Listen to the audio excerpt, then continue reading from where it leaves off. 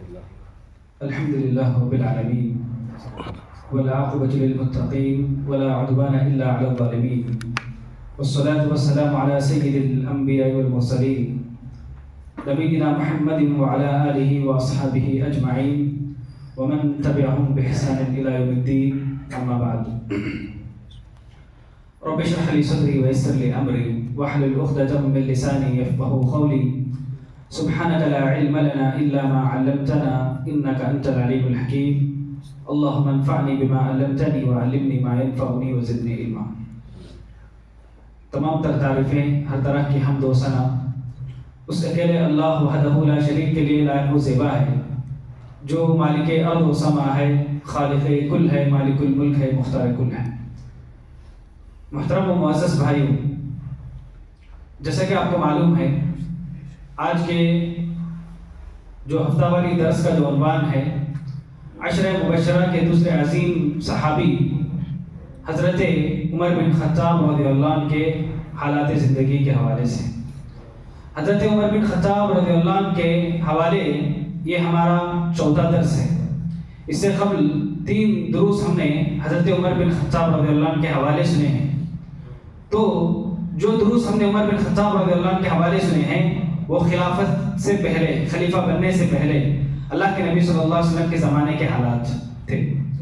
انشاءاللہ آج کے درس سے ہم عمر بن خطاب رضی اللہ عنہ جب خلیفہ بنے، خلافت سنبھالی، تو اسلام اور مسلمانوں کے لیے انہوں نے کیا خدمات کی، انشاءاللہ اس کے حوالے سے سنیں گے. محترم بھائیوں، اس طرح دیگر دوسرے دروسوں میں درس کے آخر میں سوالات پوچھے گئے. انشاءاللہ آج کے درس میں بھی آخر میں سوالات پوچھے جائیں گے انشاءاللہ. تو حضرت ابوبکر صدیق رضی اللہ عنہ اپنی وفات سے پہلے بحیثیت خلیفہ حضرت عمر بن خطاب رضی اللہ عنہ کا نامزد کیا تھا. جب ابوبکر صدیق رضی اللہ عنہ کی وفات ہوئی تو مسلمان با اتفاق آرا حضرت عمر بن خطاب رضی اللہ عنہ کو خلیفہ جانا اور خلیفہ مانا. اس طریقے سے خلافت کی عظیم ذمہ داری عمر بن خطاب رضی اللہ عنہ کے ہاتھوں آئی. حضرت عمر بن خطاب رضی اللہ عنہ خلیفہ بننے کے بعد سبحان اللہ ایسی خلافت کی، ایسی بہترین خلافت کی دنیا جس کی مثال آج بھی دیتی ہے. حالانکہ یہ وہی عمر ہے جو اسلام لانے سے پہلے زمانے جاہلیت میں اپنے بارے میں کہتے تھے کہ میں جب چھوٹا تھا مجھے اونٹ بھی چرانے نہیں آتا تھا. لیکن جب سبحان اللہ اسلام لائے، اللہ کے نبی صلی اللہ علیہ وسلم کی تربیت میں رہے، تو اللہ کے نبی صلی اللہ علیہ وسلم نے انہیں اس طریقے سے تربیت کی کہ سبحان اللہ جو عمر جنہیں اونٹ چلانا نہیں آتا تھا انہیں مسلمانوں کا لیڈر بنایا، انہیں مسلمانوں کا خلیفہ بنایا. اور کس طریقے سے خلافت کی سبحان اللہ، جس کی مثال دوست و دوست دشمن بھی دیتے ہیں. تو میرے بھائی، یقیناً عمر بن خطاب رضی اللہ عنہ کی خلافت اسلامی تاریخ میں ایک روشن ترین باب ہے. محترم بھائیوں، خلافت ملنے کے بعد عمر بن خطاب رضی اللہ عنہ نے اپنی خلافت کا بنیادی مقصد جو ہے دین کی حفاظت کو رکھا. دین کی حفاظت ان کی خلافت کا اولین اور بنیادی مقصد، ان کا پورا خلافت کا جو پہلا گول تھا وہ یہی کہ دین کی حفاظت کریں. کس طریقے سے؟ فتنوں سے، مغربی تہذیبوں سے، مغربی کلچروں سے، عجمی تہذیبوں سے، فتنوں سے، ہر قسم کے شر سے جو ہے دین کی حفاظت کریں. تو دین کی حفاظت ان کی خلافت کا بنیادی اور اولین مقصد انہوں نے بنایا.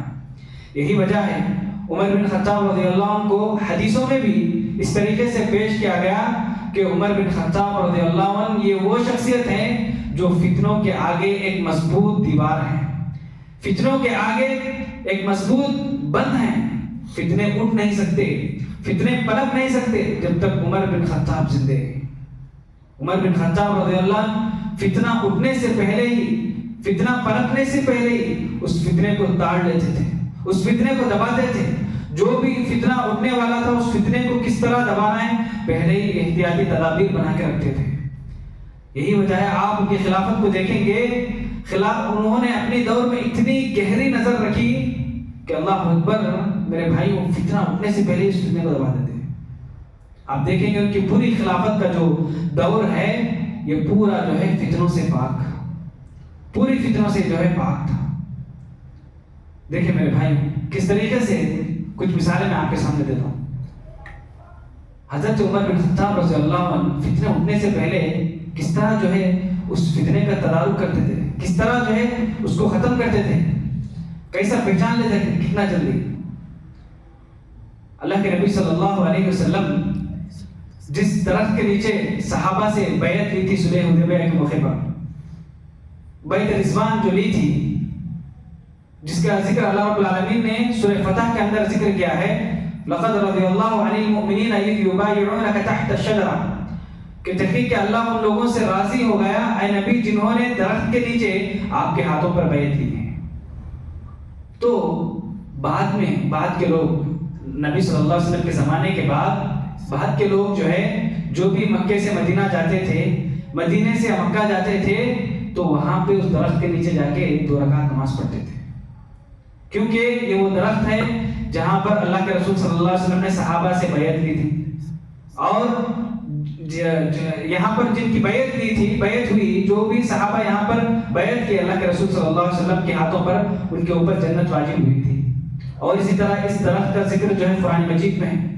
یہ سوچ کر جو ہے آنے جانے والے وہاں پر 2 رکعت پڑھ کے جاتے تھے۔ عمر بن خطاب رضی اللہ عنہ کی دور اندیش نظر نے یہ تہاڑ لیا، انہوں نے یہ پہچان لیا کہ یہ نسلیں اب نماز پڑھ رہی ہیں، اب ان کے بعد آنے والی نسلیں اس کو پوجا کریں گی، اسی لیے انہوں نے اس کا حکم دیا کہ اس درخت کو کاٹ دیا جائے، اس درخت کو جڑ سے ہی کاٹ دیا گیا، کیونکہ اسلام میں آثار پرستی جائز نہیں ہے۔ تو میرے بھائی کس طریقے سے کتنا دور دیکھتے تھے خلاف، کتنا دور جو ہے فتنوں کے اوپر نظر تھی۔ اسی طریقے سے مدینے میں جو بڑے بڑے صحابہ تھے، کبار صحابہ تھے، مدینے سے ان کو باہر جانے نہیں دیتے تھے، مدینے سے جو ہے ان کو باہر جانے نہیں دیتے تھے۔ یہ صحابہ جنگ کرنا چاہتے، جہاد کرنا چاہتے، حضرت عمر بن خطاب کو کہتے کہ تم نے اللہ کے نبی صلی اللہ علیہ وسلم کے زمانے میں رہ کر جتنا اجر و ثواب کما لیا ہے تمہاری آخرت کی کامیابی کے لیے اتنا کافی ہے۔ ان کو باہر جانے نہیں دیتے تھے، کیوں؟ وجہ کیا تھی؟ اہل علم اس پر بحث کرتے ہیں۔ 2 بنیادی وجہ۔ ایک وجہ تو یہ کہ عمر بن خطاب رضی اللہ عنہ کا جو دور، یہ فتوحات کا دور، جہاں پر مسلمان آئے دن شہر پر شہر، ملک پر ملک فتح کرتے جا رہے تھے، یہ فتوحات کا دور۔ اس موقع پر بڑے صحابہ کا مدینے میں ہونا مشورے کے لیے ضروری ہے، ایک وجہ۔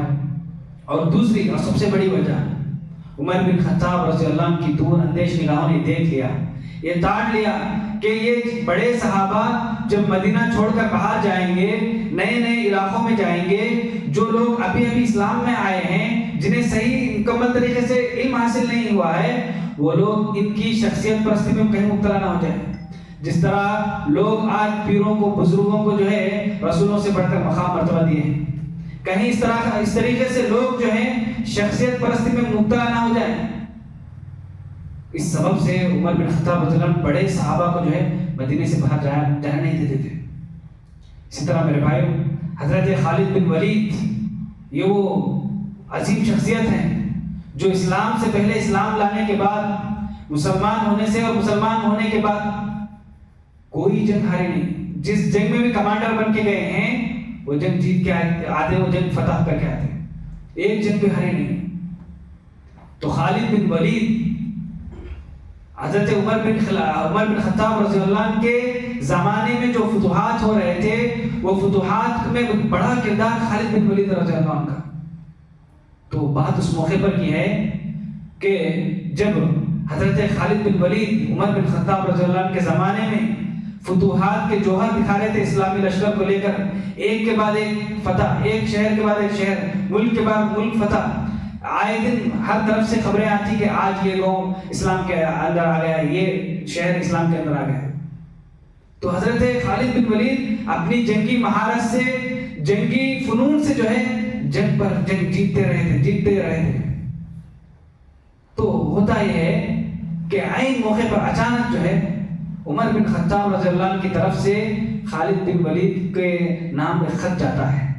اس خط میں کیا ہوتا ہے کہ خالد بن ولید کو نکال دیا گیا ہے جنگی کمانڈر سے، فوج کے کمانڈر سے نکال دیا گیا ہے، معزول کر دیا گیا ہے، مسلمانوں کے لیڈر سے ان کو نکال دیا گیا ہے اور ان کی جگہ پر ابو عبیدہ بن جراح کو بنایا گیا ہے۔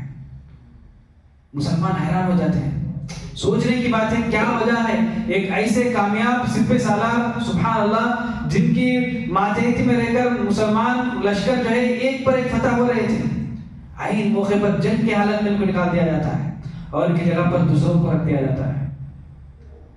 اہل علم کہتے ہیں کہ عمر بن خطاب رضی اللہ عنہ کی دور اندیش نگاہیں وہاں پہ دیکھ رہی تھی کہ حضرت خالد بن ولید کی جو جنگی صلاحیت تھی، جنگی جو فنون تھے، اس پر جو فتح پر فتح ہو رہے تھے، کہیں مسلمان یہ سوچنا بیٹھے کہ ہم جو جنگ جیت رہے ہیں، ہم جو فتح کر رہے ہیں، ایک سے ایک فتح ہو رہی ہے، اس کے پیچھے خالد بن ولید کی صلاحیت ہے، ان کی جنگی صلاحیت ہے، ان کا جنگی فنون ہے، کہیں مسلمان یہ نہ سمجھ بیٹھے۔ اس لیے عین موقع پر ان کو نکال کر ابو عبیدہ بن جراح کو رکھ کر عمر بن خطاب رضی اللہ عنہ نے مسلمانوں کے سبق پڑھایا کہ جو فتوحات ہیں اس کا اصل سبب اللہ رب العالمین ہے، اس کی غیبی تائید ہے، اس کی مدد ہے، اس کی نصرت ہے۔ کتنا دور دیکھتے تھے عمر بن خطاب رضی اللہ عنہ، فتنہ آنے سے پہلے اس فتنے کو تاڑ لیتے، اس کو دبا دیا کرتے تھے۔ اسی طرح عمر بن خطاب رضی اللہ عنہ کے زمانے میں وہ ایک شخص تھا، سبیح بن عاصم نام میں ایک شخص تھا جو قرآن کی متشابہ آیتوں کے پیچھے پڑا رہتا تھا۔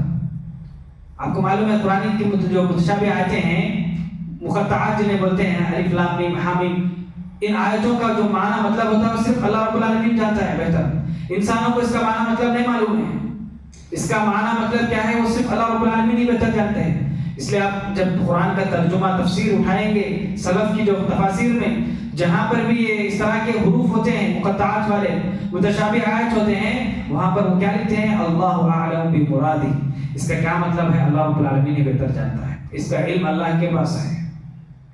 تو یہ جو سبیح بن عاصم جو ہے اس طرح کی جو آیتیں ہوتی تھی، اس کے معنی کے پیچھے پڑتا، یعنی اس کے معنی مطلب بیان کرنے کی کوشش کرتا، لوگوں میں جو ہے الگ ذہن بناتا اس کے تعلق سے، بیدا جو ہے اس کے بارے میں کوریدتا تھا۔